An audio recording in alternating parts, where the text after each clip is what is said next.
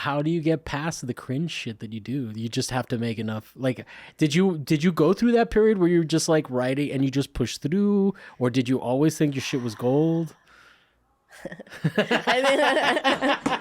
don't even have to answer. I think you have to have confidence, but also to be just like unabashedly you, right? So it's just like, it was an easy and accessible form of expression for me. You don't need anything to do it. It's just your thoughts. Writing's just like you at your most honest self, if it's good. I feel like the cringe stuff is like when it feels like a little forced, or it feels like it's trying to be something that it's not, maybe like, you know, referencing other people's work.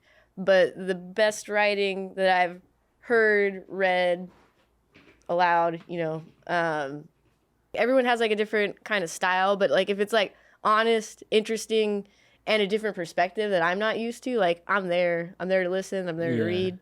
And I think like people should value their own voice. Like maybe you do have something to say, you just need to figure out the best way that you can like articulate that. You don't have to read it out loud if you don't want to, but I think it's like, you know, a healthy process just for like working out your own thoughts, deciding how you feel about the world, writing it down. I like that, the deciding how you feel about the world.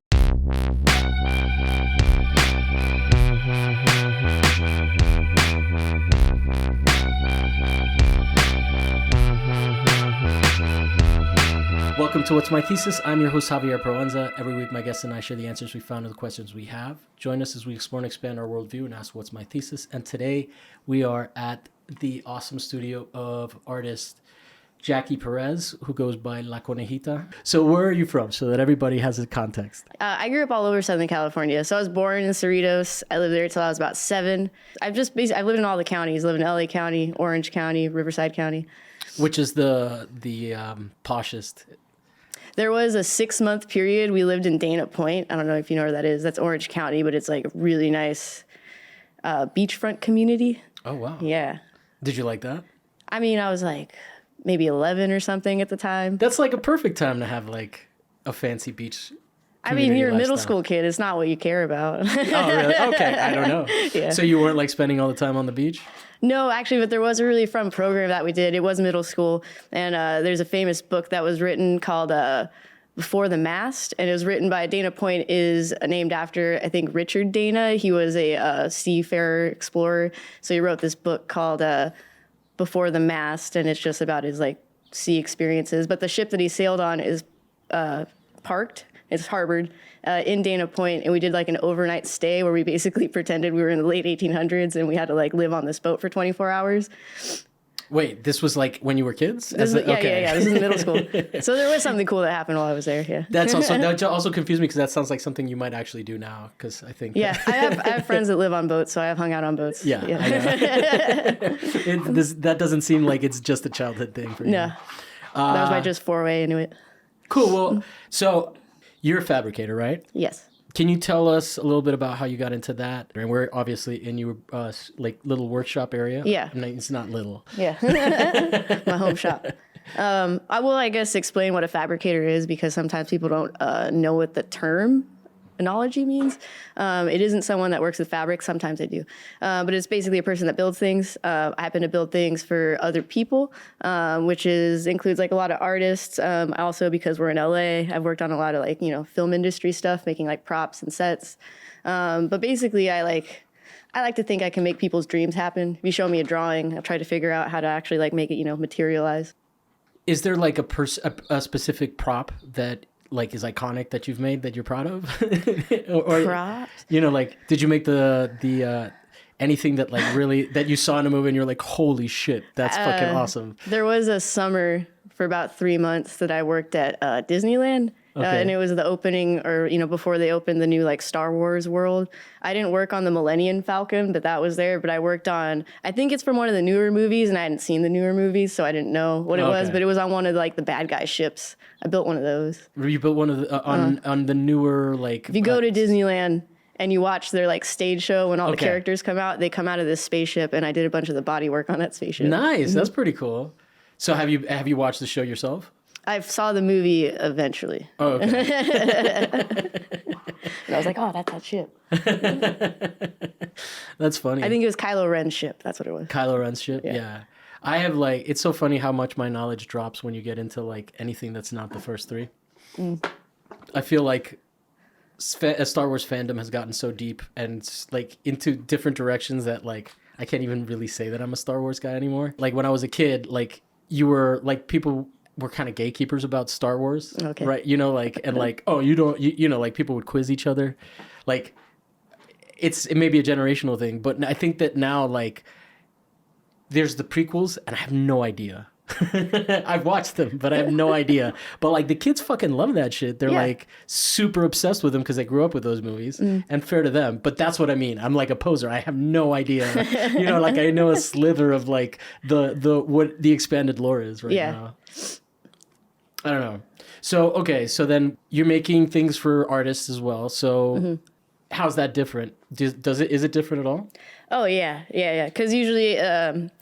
I mean, like I build things like furniture for people. It's really straightforward. They have an idea. Maybe they have like an image of something that they found and they're like, can you basically replicate this? And with artists, it's different because it's like for lack of a better word, it's a feeling sometimes. I mean, every artist is different.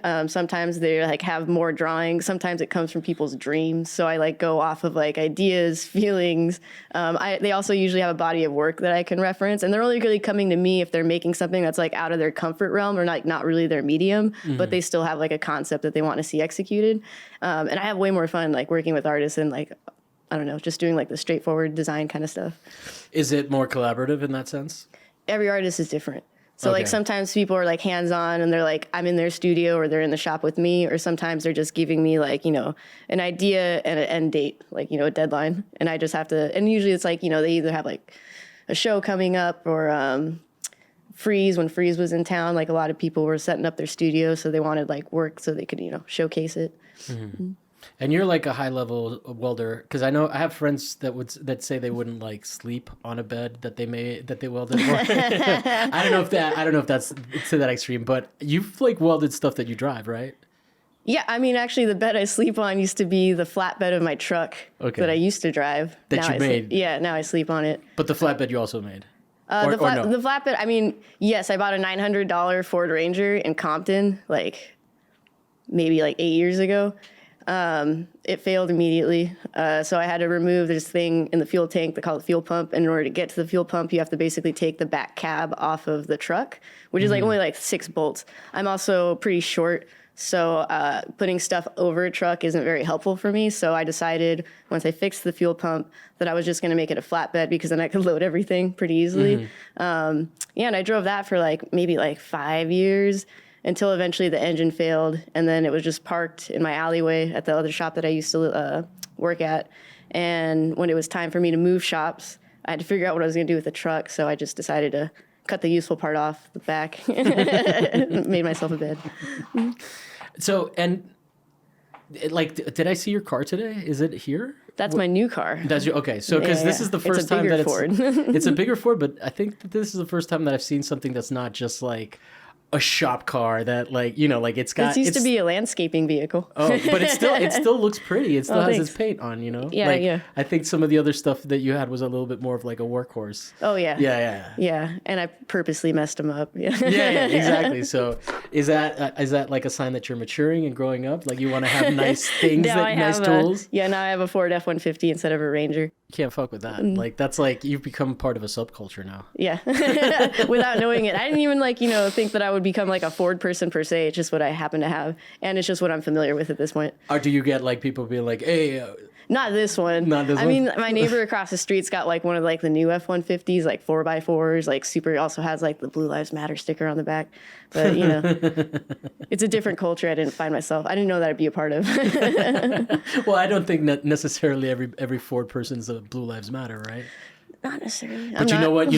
You make a good point though. A lot because they buy American. I mean, the Crown Vic is, even though it's a cop car, it's kind of a badass car. Oh yeah. Those things can be fast. I saw the Blues Brothers. Yeah. All right. So then, before we started recording, I was asking you a little bit about how you got, because you're at the point where you're fabricating just like.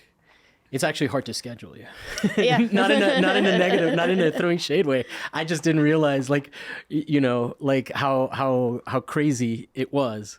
And I appreciate you taking the time to do it. But I'm glad I got the day off. I mean, and I technically give myself the day off. But yeah, it's like when I get work, it all comes at once, and then there's some times where like I got like a week or two. But I usually like find ways to keep myself busy. What do you do on those weeks off? Make stuff for myself. So then that's where your own art practice comes in, Yeah. or is it all? Are you only like making yourself bunk beds every week? No, I mean, I recently, because I just moved to this new place, it was a lot of like home improvement kind of stuff. But like, I think that's also how I got into fabrication. Like, I've just always liked like making stuff with my hands. So, whatever. Did this get handed down to you like in your generationally? This is something I don't know. I thought about it. So my family, my background is like my mom's Mexican, so I grew up with my grandparents. Like my grandfather, like he was like kind of like I mean that was his job. He was like a handyman.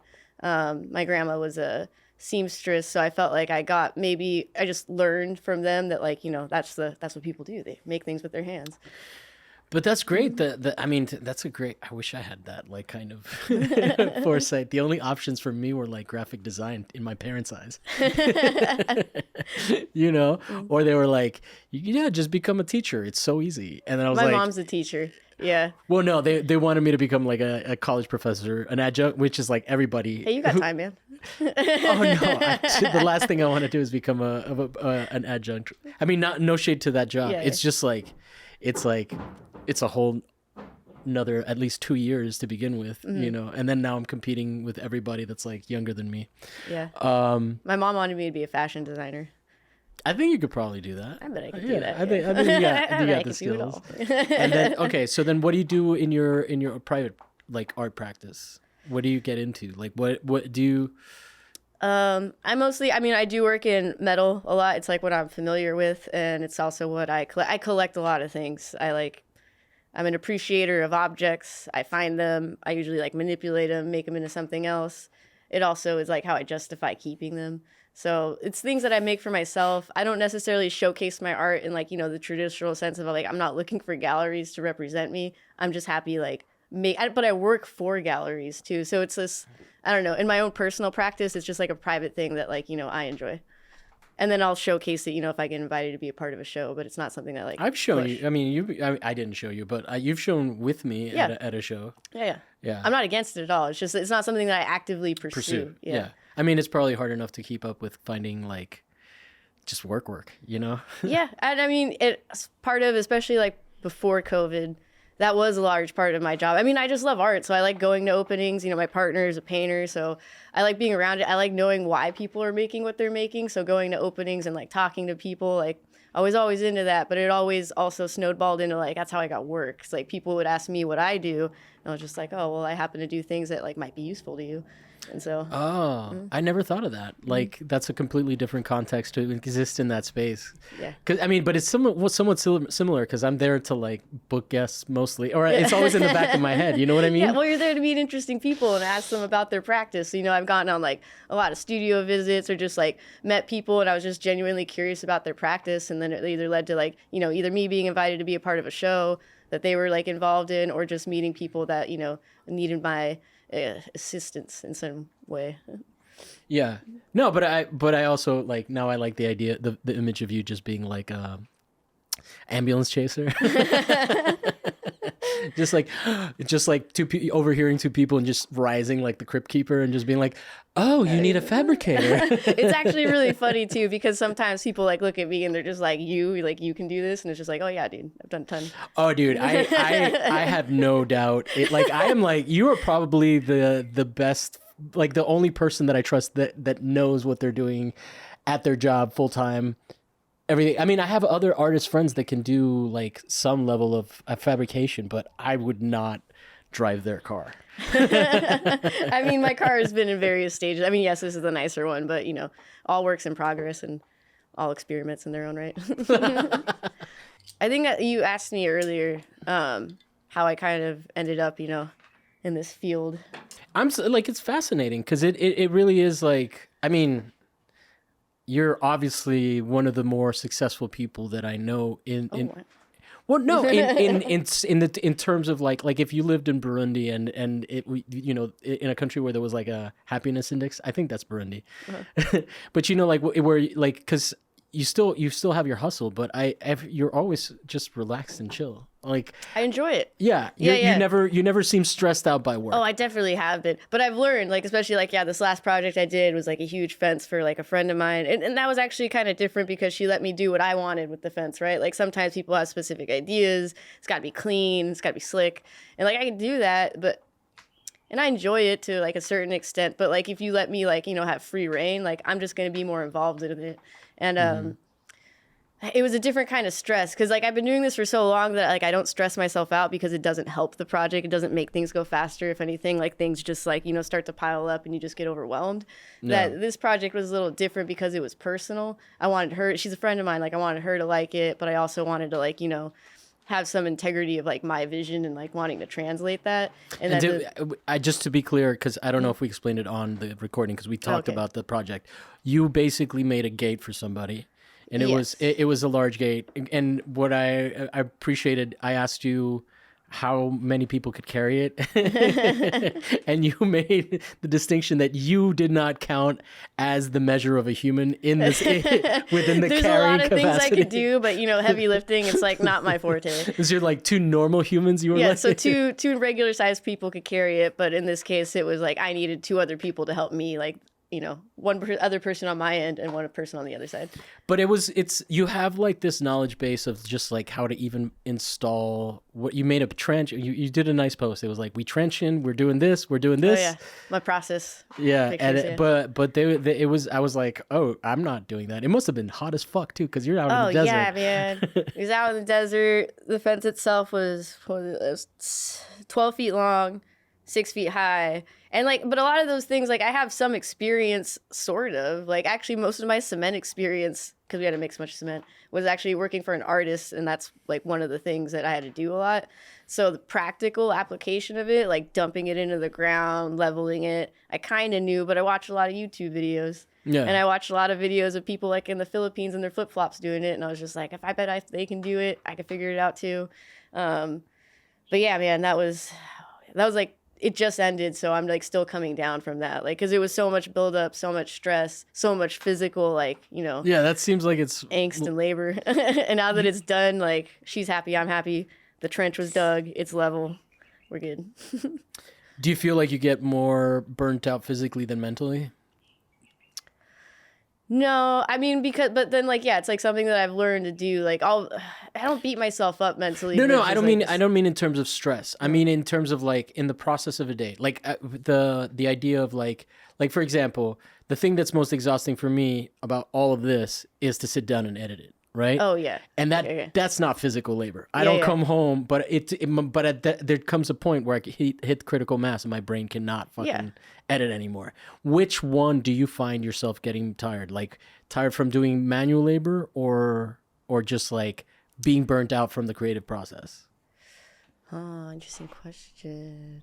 Thank you. I think very thoughtful, very thoughtful. I think I get so involved in my projects that like maybe I should pay more attention to my body when it is tired, right? I've also gotten better at this. I've been doing this for a while. Like I know when like staying up for hours isn't going to help me actually like finish something like correctly, or like it's not going to do any service to the project. So I've been better at like, giving myself decent hours and like, I know what's better for me in the process of building something so I don't burn out physically. Mm-hmm. Mentally, like honestly, like it's the financial part, because I get stressed out about that because it's like money and like who doesn't get stressed about that. And then just like I try to maintain good contacts with it seems weird to call because some of them are my friends, but like, with clients, like just being present, answering them like in a timely manner, giving them like straight up when they ask me a question, like an accurate, timely answer. I probably get more burnout or stressed from that. That I'd probably that makes sense. So part. there's essentially kind of not a time off for you from answering. Like, I mean, you could conceivably take a week off, but if someone reaches out to you and you're not reliable or you can't answer them right away, they might not text you again. Yeah, exactly. I'm the manager, I'm the CEO. Like I wish. Oh, excuse me. I wish I had a person. Have you ever talked to me? I wish I had like a general manager or someone that like fielded those kind of questions for me. But I don't know. Like I have a tiny shop. This is my shop. It's just me. Yeah. I've been able to like hire my friends here and there when the projects get really big. But for the most part, like it's just me, you know. Yeah. Yeah, and you used to have a pretty interesting living situation where it was like communal, like shop. Yeah. I think actually, well, now I live with just 2 people, but prior to this, in my whole adult life, since graduating high school, moving out, I think I've only lived in community houses. So that meant that I lived with at least like at minimum 5 people and at most 12. When we're saying community houses, we want to be clear that it's not like you were in foster care. No. No, I was of age and I decided that I wanted to live with a giant group of people because A, it made rent cheap, and then B, most of them were my friends. I enjoyed the camaraderie and then just having like, you know, other people around to bounce ideas off of. Yeah. Because some of them were like, you know, artists in their own right. But yeah, now I live with just 2 people. And well, but I think culturally that's an interesting thing as somebody who has lived like not like that. Mm-hmm. When I came here, like I came to your partner's birthday party here that you hosted, but there were all these people that you knew through like whatever. But I'm imagining some of the people were from the communal living. Oh yeah, yeah. And I've known them for years. I mean, yeah, from like living with them, or if I didn't live with them. I mean, I've also You belong to community houses. You pay rent, but you also participate in like, you know, keeping the thing together. Yeah. So that was also, it was Alex's birthday, and it was also my friends who play music. They rolled through town, so it was a backyard show. That was a great show. Yeah, it was a great show.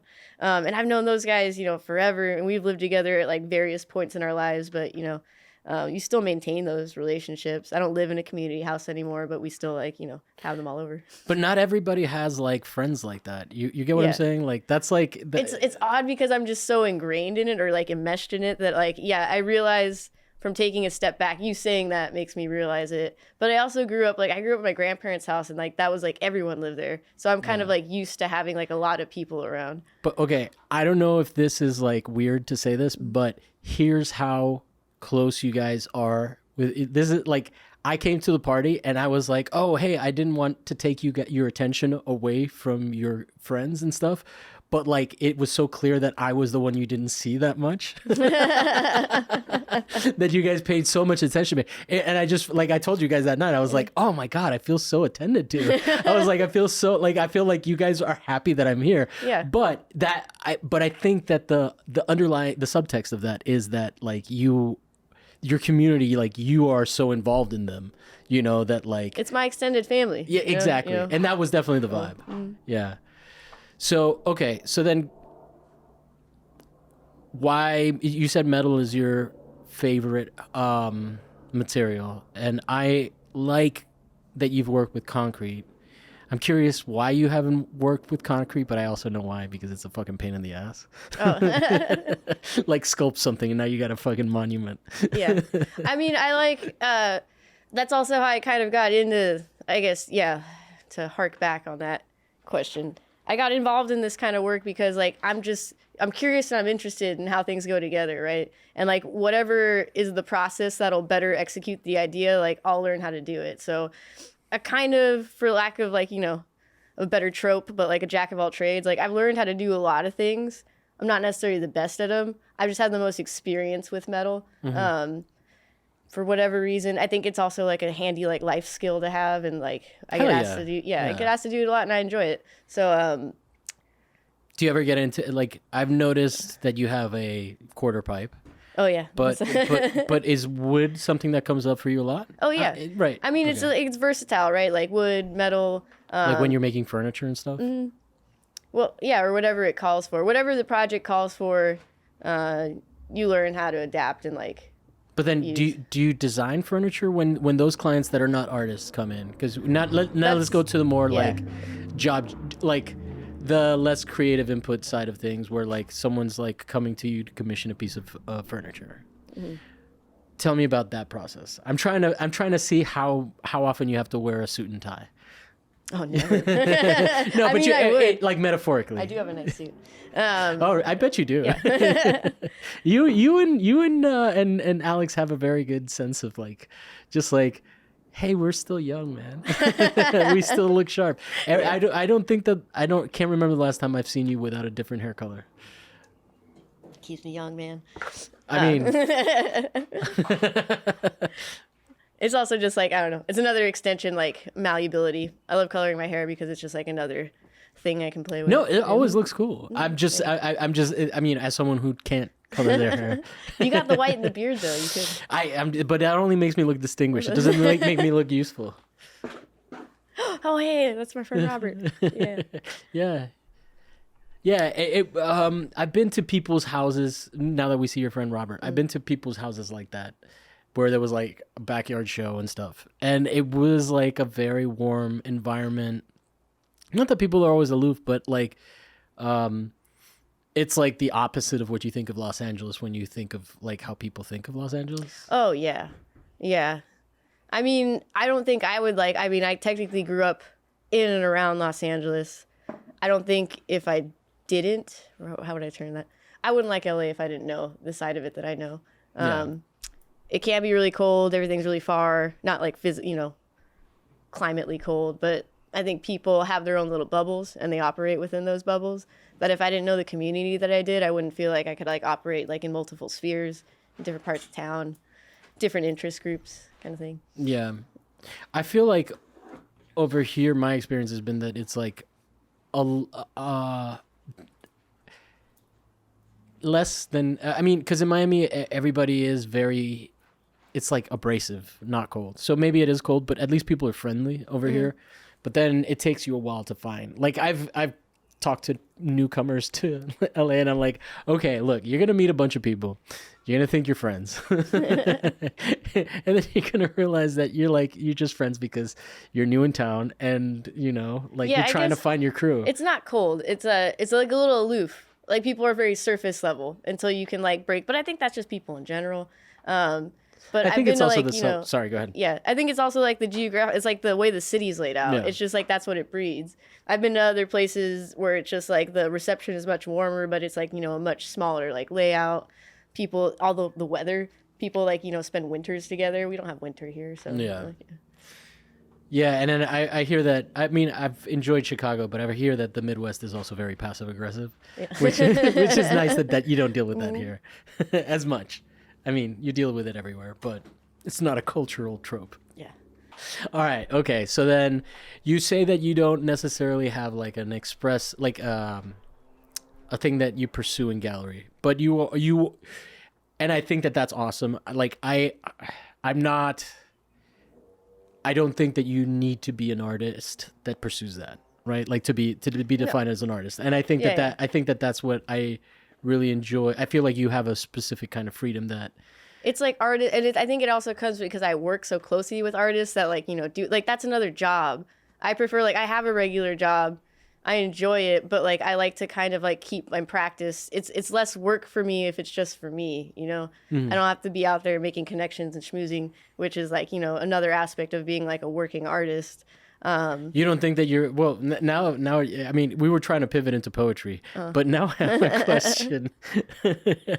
It's like, you don't think that your connections would also help you at like get? I'm sure they would. And like maybe if I had like an idea for a show, but I would also have to take the time, and that's like also like the kind of balance. Like I would have to take the time to spend more time on my work to like curate like a full show, which isn't something I'm opposed to, but it's also like I'm working, man. Like, I'm busy. Yeah. I think I'm slowly amassing a body of work, but it's like when I have the time, I finish my pieces. I have ideas for pieces, but I got to make time for them, But yeah, like I'll have a solo show sometime. You have a solo show, but you are like, in fact, for some, it's almost like you're kind of, in my own mind, you're making me realize how much I get distracted from my own practice, right? Like it seems like because you have this like healthy balance, and then mine is kind of tied into the content creation, which is like its own Sisyphus rock to push. Yeah. I mean, I'm not a fucking martyr. I do it because I like it, but it takes time, and but. Yeah, the fact that you've like, I mean, I think that maybe someone listening to this will get something out of hearing that, of like just like it's almost like you've set a boundary around that space, and that's like, look, man, I just want to do this. Yeah. And I do this because it's for me. And it's like I can not rarely, I try to be better, but it's just like because I do represent myself, I am my own boss technically. Like I got to be on top of that. that I like carving out the time for me to work on my own work without any of that stress around it. Yeah, and it also might complicate your business if you're also like, hey, can I do a show? You get what it might like. I mean, not. I mean, obviously, there's a way to do it. There's actually one of the guys that I look up to. There's the fabrication world. It's varied. It could be pretty bro-y at times, but the people that I really look up to and appreciate, one of them is this guy named Norm Leach, and he's also a fabricator. He's mostly, I think, based in like sign painting, but he built a lot of installations and made a lot of work for like people like John Baldessari, Mike Kelly. But he does his own work, but it's like a private practice. I've seen some of his shows. Well, he's only had he had one like cumulative show at the ICA in the last few years, and then he had like the small gallery show at a painting gallery that's like here in Highland Park. What's ICA? What does it stand for? Do you know? It's okay if you don't. Oh fuck! No. I'm gonna stop asking that question because I realize that that's maybe bad. Something contemporary art. Yeah. I don't know. International. No. Yeah. So then you also have I mean, do you not read your poetry a lot? I have. I used to go to like a writing group, so it was like like a monthly thing. But I think that I went to a poetry reading where you were reading stuff, but you kind of said that you don't usually read stuff. Is that like a thing, or is that when the opportunity presents itself, I will and I do. Just because I have it, I've worked on it.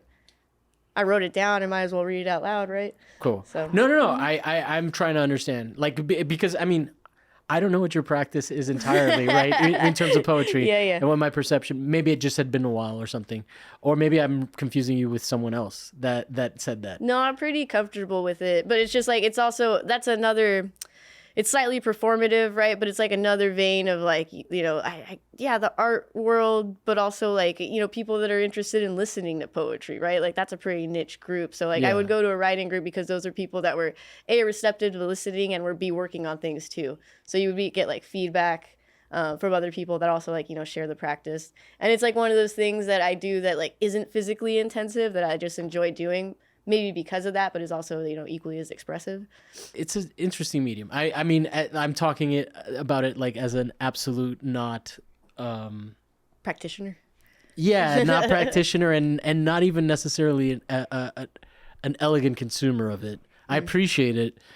It's easily accessible, but it's very difficult to do successfully. Oh yeah. Because it's almost like the level of editing that needs to take place for you to be successful to condense something down to that essence, right? Like, because it's not like you're not writing an essay, but you're trying to make a point.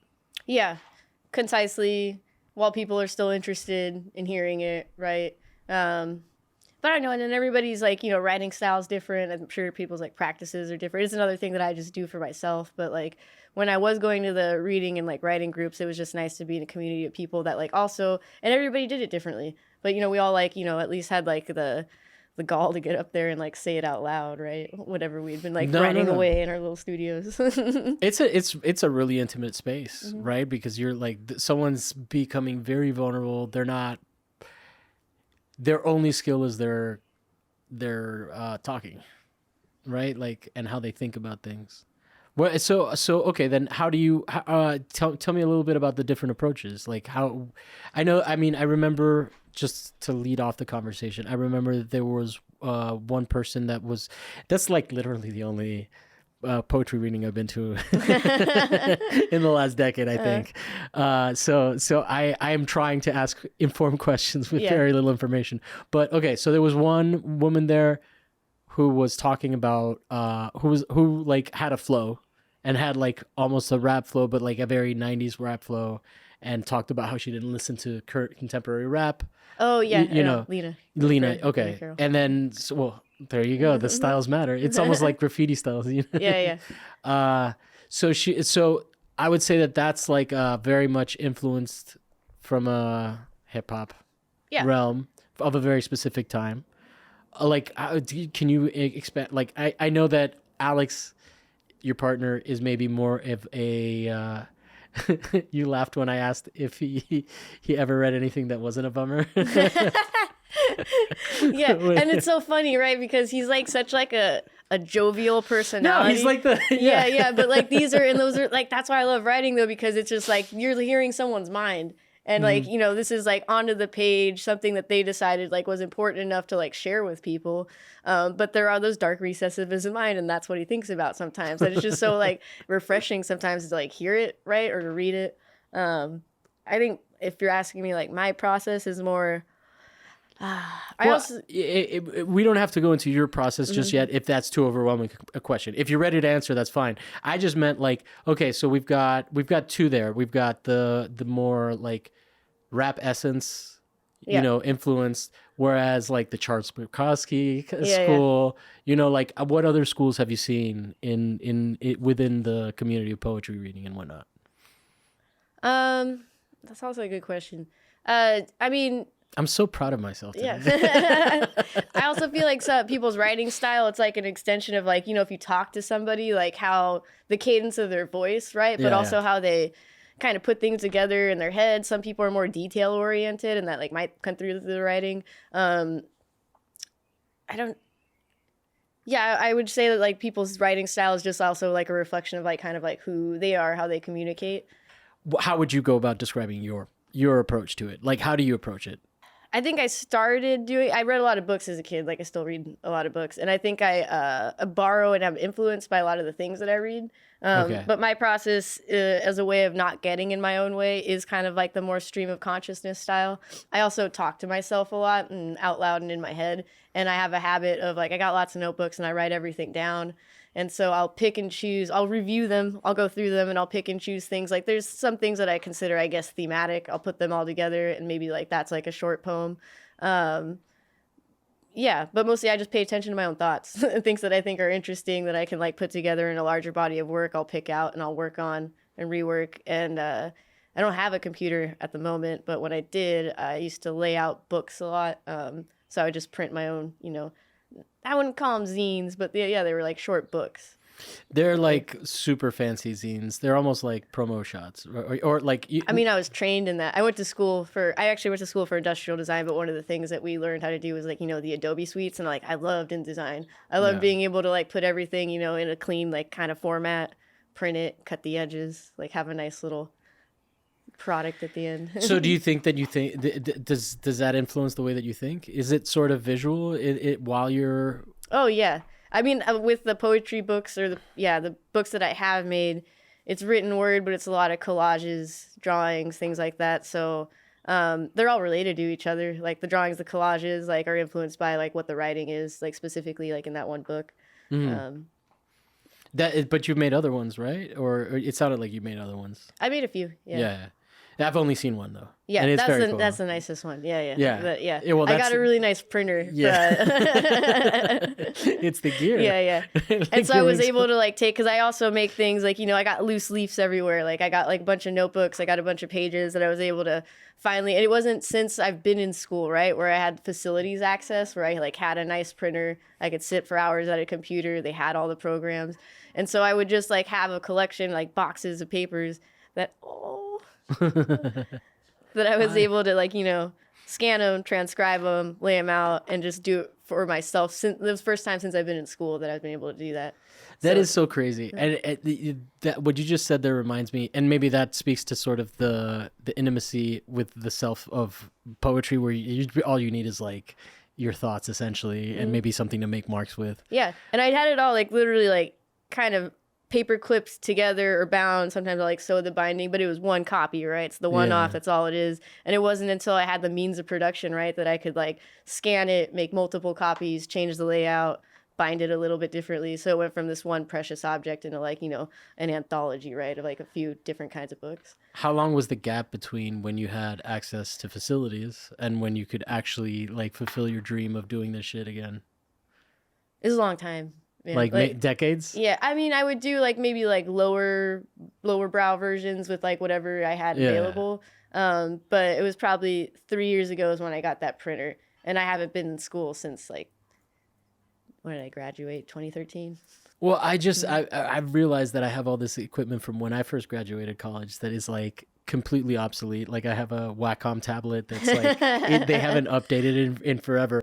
But yeah, man, there is something crazy about like going in and training with this thing and then just like, all right, now you're like you know you spent all this money on getting this education and now you're out in the world and you don't no longer have access to, like you said, facilities. Yeah, yeah. You know, so like you've got all this training and all this shit and like in my digital background, because like I did go to school for industrial design, so I had like but also like it's been a long time since I had like access to like tools that were that nice, you know. I had to slowly build my own arsenal like over time, but you learned on like the top of the line equipment, right? Yeah. And one of the things that I learned digitally, right, like they had us learning all the Adobe suites, was also I learned 3D modeling, which is like another thing that theoretically in my line of work I could do more of. It's a lot easier on your body, like that's for sure. Yeah. It also helps, like, you know, with the quickness, like lay things out.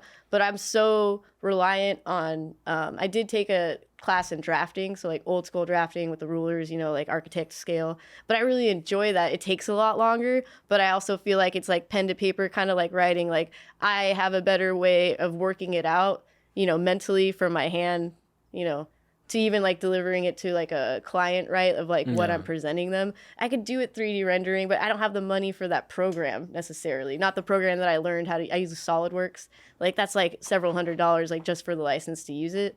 That I don't do that, or I don't have access to that, or I could, but it's not worth it to me to buy if I just got a pen and a paper.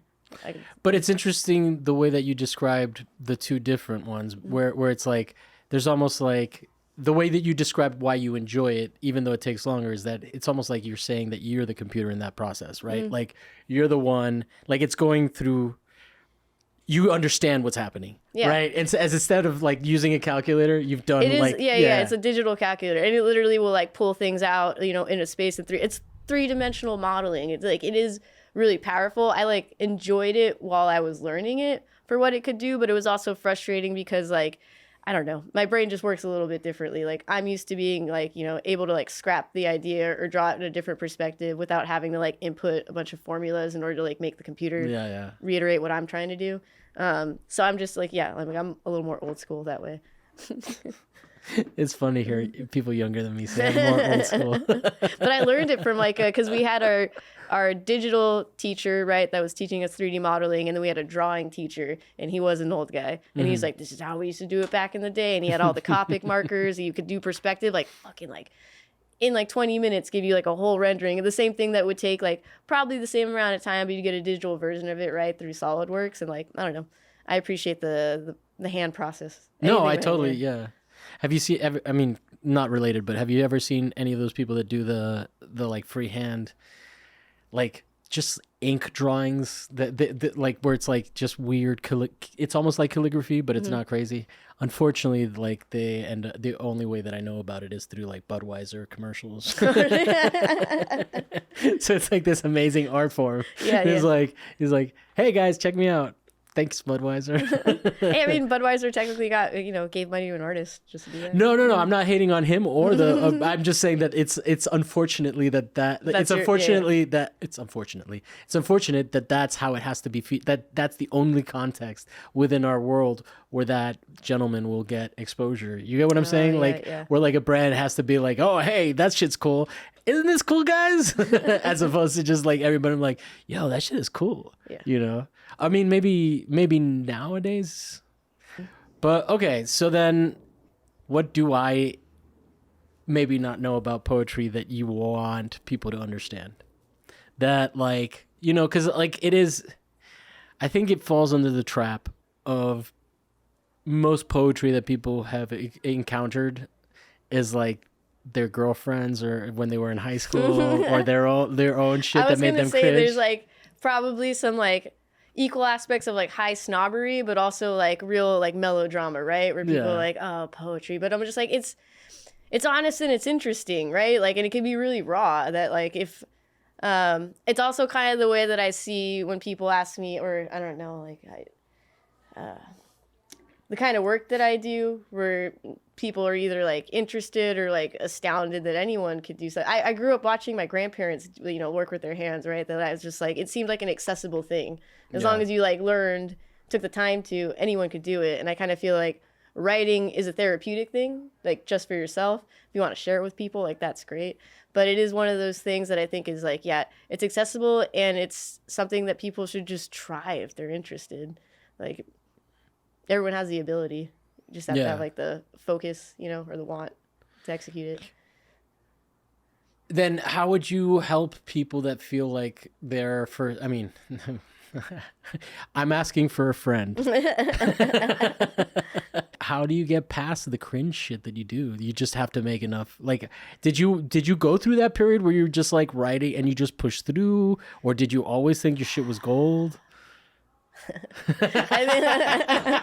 You don't even have to answer. I think you have to have confidence, but also to be just like unabashedly you, right? So it's just like it was an easy and accessible form of expression for me. You don't need anything to do it. It's just your thoughts. It's a pen and paper, you know. Compared to the other stuff I do, you need like a full shop and God knows how much money to invest in it.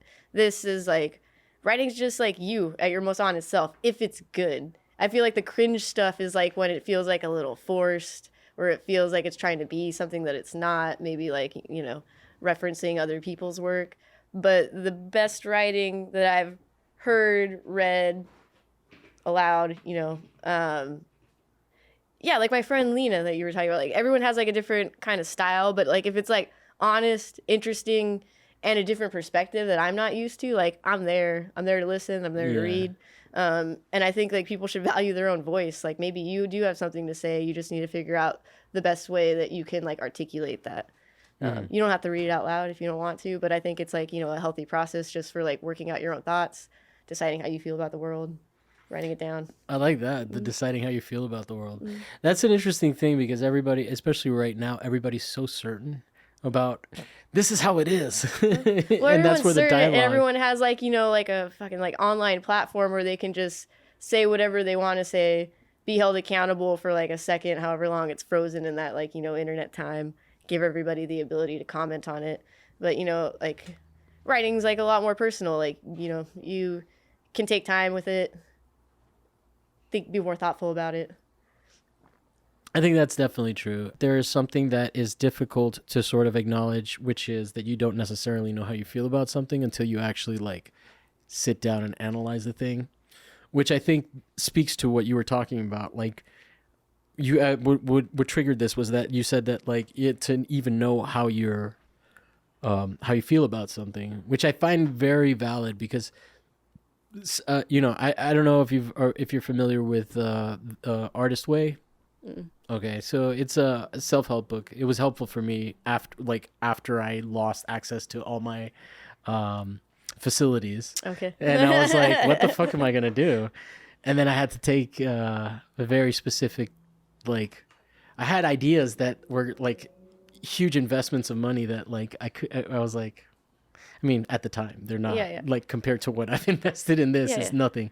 But yeah, like the idea of not really fucking knowing what you think about something. Like sometimes, you know, this is a treacherous ground, so I'm going to be careful in how I say this, but sometimes you have a thought that you have to like kind of check, right? Like you're like, wait, I didn't know I felt like this about those, or do I feel like this if about... you're thoughtful enough to even like pay attention to the thought and take a step back. Okay, so I'm not crazy. No. And I think like writing, if anything, whether you share it with people or not, or if it's like private thing that you do, it's being alone with your thoughts and being able to work through them. You could like wax philosophically about it in your head, but I feel like a way of like committing it from pen to paper, or if you type, whatever it is, it's like a commitment of the idea in like the real world that you can refer back to.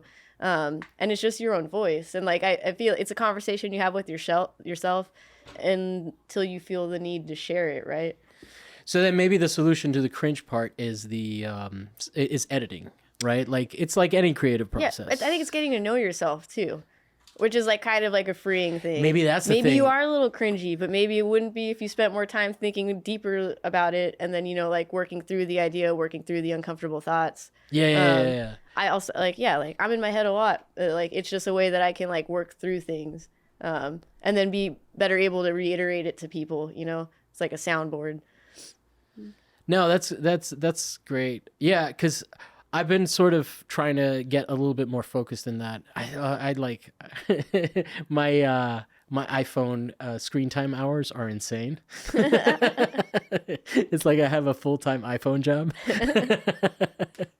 So no, but that is interesting because I am like trying to get back into journaling and into all of that because there is something to that. There is something to sort of having that dialogue with yourself in a way that's like tangible instead of just like it being a cycle or a loop that just kind of keeps going and you're just like, oh, I'm stressed out about this and I'm stressed out. Whereas like once you make it manifest to some degree, but then I think that speaks to what you were saying, like when you say that something is raw, you know, or when you say that poetry is raw, because like that raw is such a word that doesn't necessarily like translate unless we get into what we're meaning. And I think that's what you mean by that. Like there's like, you're hitting a nerve and maybe that's why that like everybody has some level of a relationship to poetry, right? Like everybody has done it at some point to some degree. Yeah. But if you like can, you know, divorce it from your like middle school experience of like having to like write like, you know, something and share it with the class, like it could be a very personal process, I don't want to use the word journey because that's also kind of cringy, but it is like it's okay. Yeah. And it's like being unafraid. I mean, I guess I don't even keep a diary, but I feel like that's kind of what all my notebooks are. They're just like a collection of like some of them are things that I write down or whatever, make up for jobs, but it's sprinkled in between it or just thoughts that I have throughout the day. And it helps me less anxiety being able to write something down, whether it's something that I have to remember, something that I heard that I thought was humorous, something that I want to remember later. But they're like, those kind of are my living diaries, are all my notebooks. And then that's also what I work from when I decide like I want to actually like take something from this, like make it like not just like, you know, snippets of something, but like a thought out idea. That's interesting because I never go back and revisit my journals because like it's almost like but I'm a different person and I have different issues. No, I mean like I'm saying like for me with OCD it really helps me break the cycle of like like just repetitive thoughts and repetitive anxious thoughts. So for me, it's like verbal diarrhea, and I mean, I'm sure I could refine it and do poetry. I think you could call one of the styles of writing verbal diarrhea, and I think it is also like equally as effective if it's like, you know, something that is raw. If it's like if there's like fucking snippets of truth in that verbal diarrhea, you're gonna be like, wow, like all this together, like I'm sure. I mean, I guess for me, it's like more of a meditative practice, and it is journaling as opposed to writing poetry.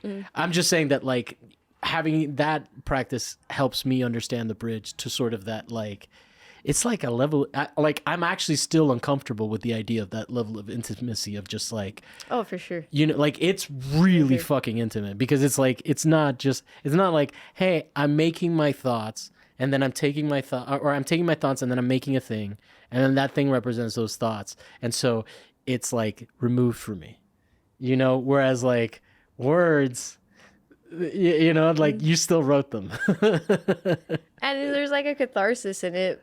Yeah, no, I think that it is one of those things that's accessible but also elusive, which is why I like talking to you about this. It's just sort of trying to understand. It's almost like what my hang-ups are about writing poetry because I like reading it. I mean, I don't, you know. What do you think about? There was like a while back, or there I don't know, the movement of poetry where it's just, it's like it's going into the space into the conceptual space where there are people will take like appropriate an article and assign it as poetry. Or have you heard of this? Yeah.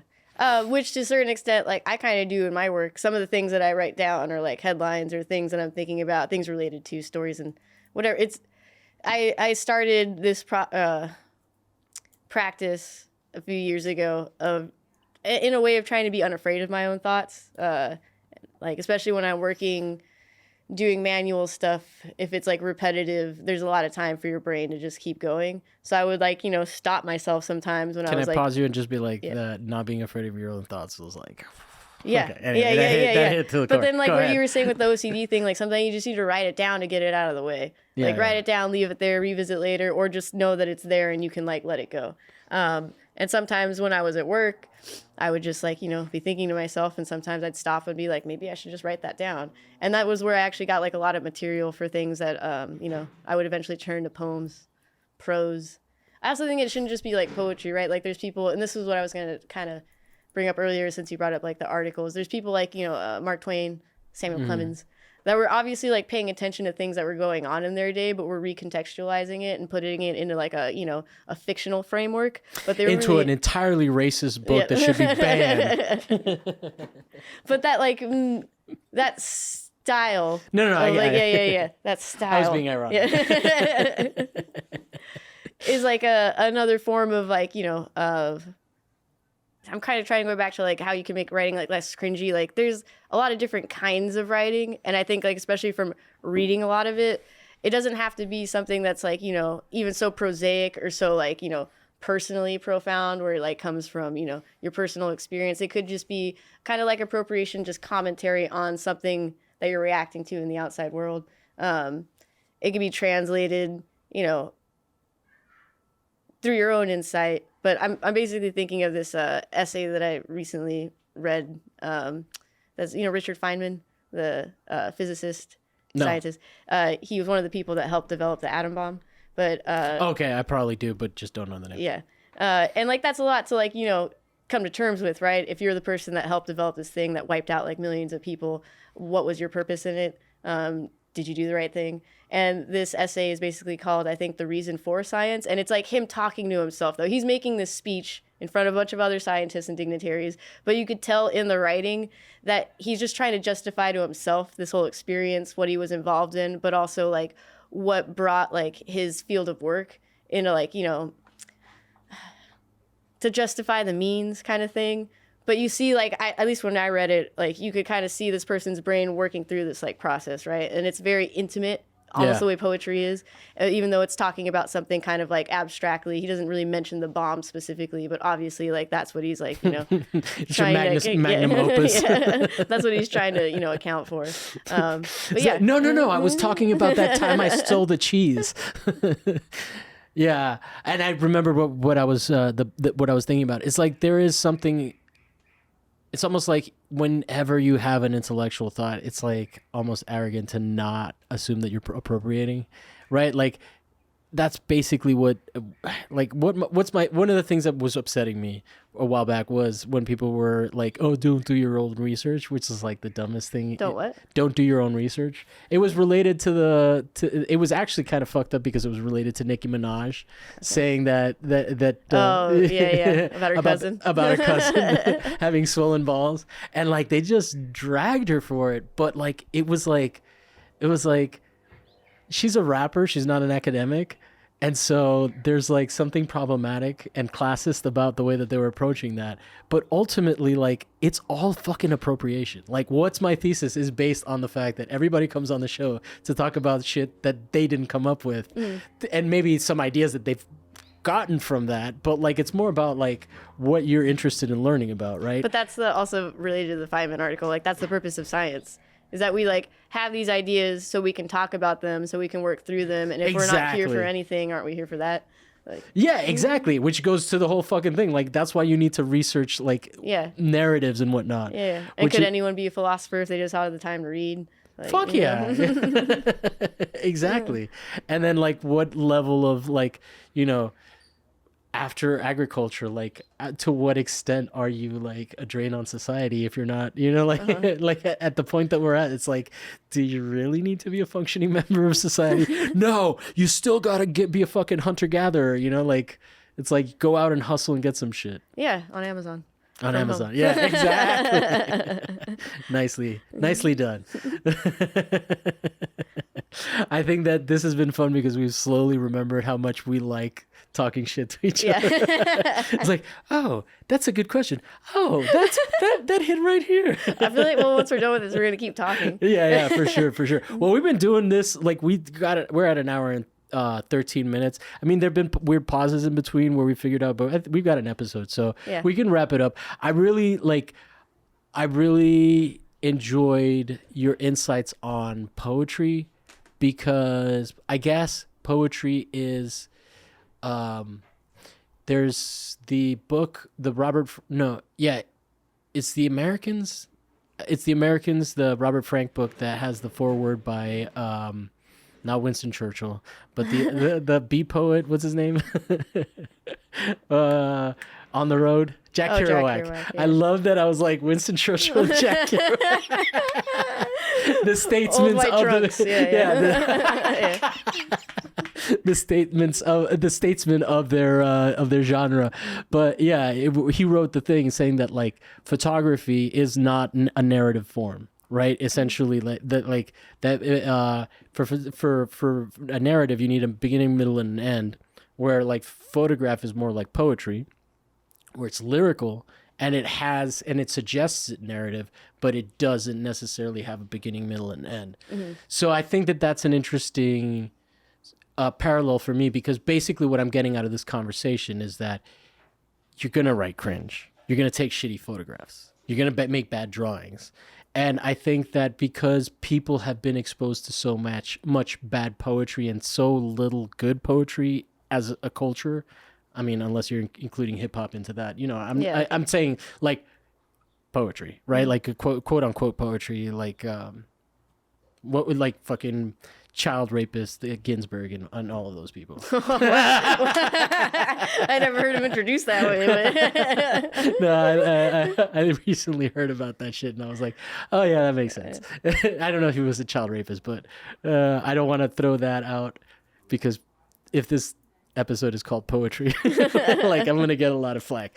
But yeah, like there's I've lost my point and I don't need to make it because that was the end. Anyway, it was great talking to you. I am glad this is, I think, the first time that we've hung out without your partner, and it's kind of interesting because I feel like it's a triangle most of the time when we're hanging out, and this is the first time that I'm like focused in on like getting into the meat of what you have to say without him just like laughing in the background and be like, but yeah, cool. Anything that we can promote for you. La Conejita is the brand. If any artists need fabricators, please contact her. She's very well. Oh, you could definitely go to my website. Oh, when you're talking about one of those things that like really like burned me out. I don't have the patience for sitting on a computer that long. That is to say, I spent a lot of time on my website. Okay. And like it was like I don't know if it flows that well. I also have like a pretty big body of work, but I tried to contextualize everything. You don't need to apologize for your website. We can just plug it. But I'm still trying to tell people go to it because I made it and people should see it. And it is laconejita.co. That's not a .com. It's a .co. You can see everything that I do there. Yeah. And also, that's a better context of like what my work is. And just to rattle off a few of the things that you do. Like in terms of you work with metals, you weld. Yeah, and on my website, it's specifically broken down into, I did a lot of auto body work, which is also, I would say, sculpture. A lot of fine art work, furniture, props. But like, I mean, if an artist is listening to this and they're like, I need to hire a fabricator. Send me a drawing, man. Okay, I like literally work from like, if I could figure out how to make it work, I figure out how to make it work. All right. Even if I have to learn how to like, use cement. And then you're at laconejita.co. And for people that don't know how to spell conejita, it's bunny rabbit in Spanish. So so it's LACONEJITA.co. Cool. I'm glad you did it because I couldn't. And thank you for listening, guys. And we'll check you out next week.